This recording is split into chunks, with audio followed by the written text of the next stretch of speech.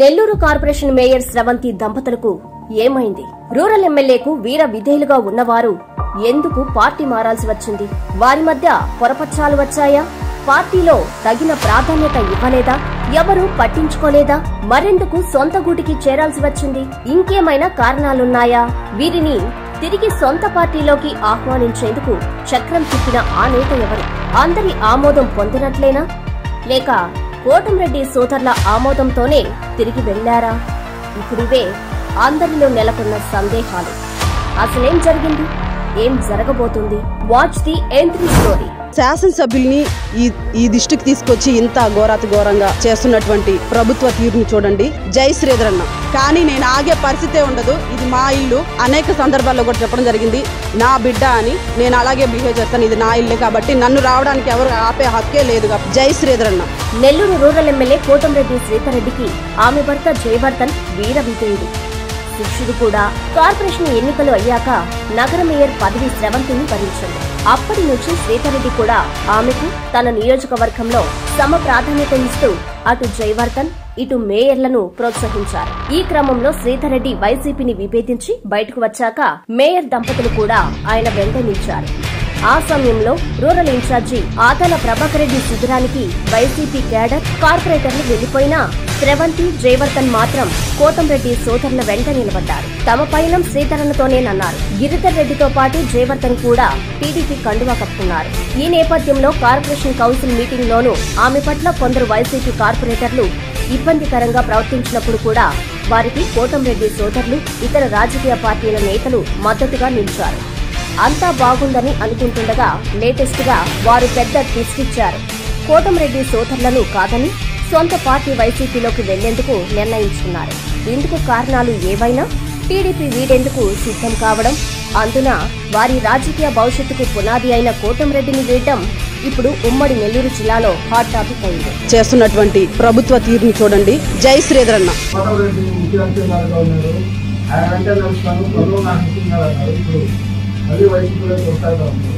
మమ్మల్ని ఈ స్థాయిలో నిలబెట్టింది వైఎస్ జగన్మోహన్ రెడ్డి గారన్న.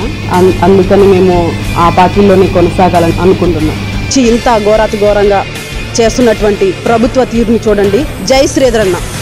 వీరిని తిరిగి సొంత గుడికి చేర్చేందుకు ఎమ్మెల్సీ పర్వతరెడ్డి చంద్రశేఖర్ రెడ్డి చక్రం తిప్పినట్టు ప్రచారం జరుగుతోంది. అన్నీ తానే ఇటు జిల్లా అధ్యక్షులు, రాజ్యసభ సభ్యులు వేమిరెడ్డి ప్రభాకర్ రెడ్డి, రూరల్ ఇన్ఛార్జి ఆదాల ప్రభాకర్ రెడ్డిలతో సంప్రదింపులు జరిపి వారి ఆమోదంతో బుధవారం సజ్జల రామకృష్ణారెడ్డితో భేటీ అయ్యేలా కృషి చేసినట్లు తెలిసింది.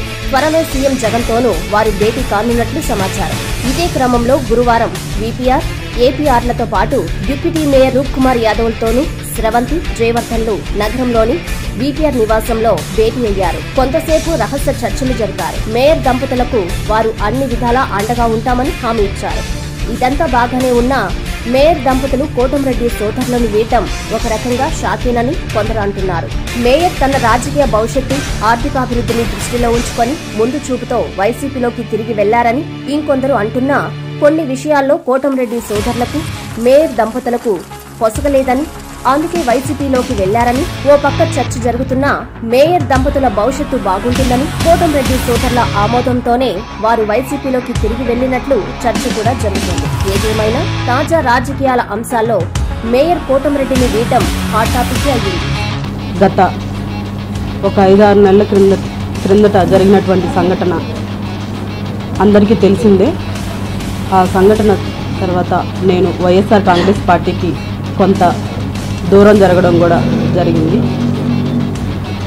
అయితే అప్పుడు నేను తీసుకున్నటువంటి ఒక పొరపాటుగా భావిస్తూ శాసనసభ్యుల్ని ఈ దృష్టికి తీసుకొచ్చి ఇంత ఘోరంగా చేస్తున్నటువంటి ప్రభుత్వ తీరుని చూడండి. కానీ నేను ఆగే పరిస్థితే ఉండదు. ఇది మా ఇల్లు, నా బిడ్డ అని. నేను అలాగే బిహేవ్ చేస్తాను. ఇది నా ఇల్లే కాబట్టి నన్ను రావడానికి ఎవరు ఆపే హక్కే లేదు.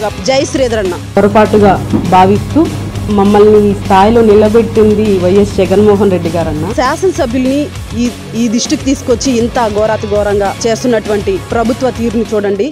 రోడ్లు కూడా తీర్చిదిద్దింది కేవలం మన రూరల్ శాసనసభ్యులు శ్రీ కోటంరెడ్డి శ్రీధర్రెడ్డి గారని మాత్రమే చెప్తాను.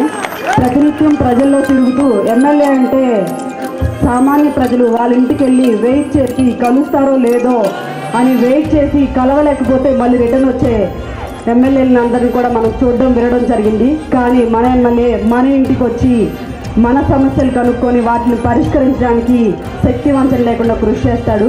మన శ్రీధర్ అన్నకి మరింత ఆయురారోగ్యాలను అందచేసి మరింత మన ఇట్లాంటి సామాన్య ప్రజల జీవితాల్లో వెలుగులు నింపాలని, అదేవిధంగా ఆయనకి మనం అందరూ ఆశీస్సులు ఎప్పుడు అందచేసి అండదండంగా కూడా నిలబడాలని కూడా మేము మనస్ఫూర్తిగా కోరుకుంటున్నాను. పొరపాటుగా భావిస్తూ